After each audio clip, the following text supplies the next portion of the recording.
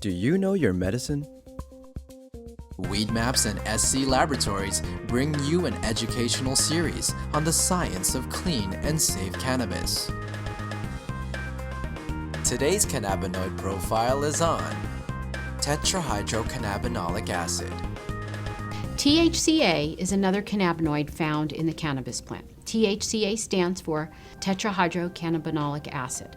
Cannabis actually produces carboxylic acids as opposed to the non-acidic forms like THC. So when you hear of THC in plants, there's actually very little THC in plants. It's mostly THC-A. THC-A is actually not psychoactive. With heat or with time, the THC-A will convert into THC, and that's what's psychoactive. So when we smoke cannabis, we're smoking THC-A, but the heat is actually turning that THC-A into THC, and that's what's giving people the psychoactive effects that we come to expect from cannabis. THC-A has been found to have its own medicinal properties in that it's anti-inflammatory and it appears to modulate the immune system, meaning it can suppress it or enhance it. What's interesting about THC-A is that it can be measured by medical cannabis testing, and it does allow for a patient to know the total amount of THC that's in the plant. So usually when one gets their medical testing results on a certain plant, the THC-A will be expressed in percentage. And let's just say it's about 16%, and then the THC may be in a very small amount, but overall added together, that's what gives you the potency of THC. We have a drawing of basically the synthetic pathway that THC-A takes. So we start out with geranyl pyrophosphate and allotolic acid.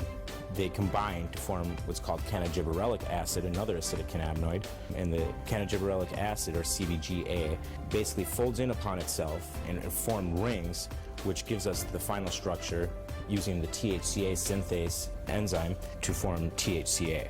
And THC-A we have down here is very similar to THC. The only difference is this carboxylic acid group that's attached to the THC-A. So when heat occurs or over time, that carboxylic acid will release as CO2, and we'll be just left with THC. Now, interestingly, when one tests medical cannabis in a lab, there are different methods, and the method that many labs use is called gas chromatography. Now, unfortunately, gas chromatography requires heating up of the plant. So what happens is the THC-A actually gets decarboxylated in the lab. And that's why we use HPLC, because we feel that the acidic cannabinoids play a very important role, and knowing the ratio between the THC-A and THC is important for judging the quality of the cannabis as well as the effects the cannabis is going to have on the patient. So it's very important. And in with other products such as edibles or non-inhaled products, it's much more important because, as I said, THC-A has very different properties physiologically as well as psychologically than the THC. It's very important to know those numbers in the non-inhaled products. So you actually have a very accurate measurement of the THC that's in the plant. There's nearly enough study that's gone into THC-A or some of these other acidic cannabinoids.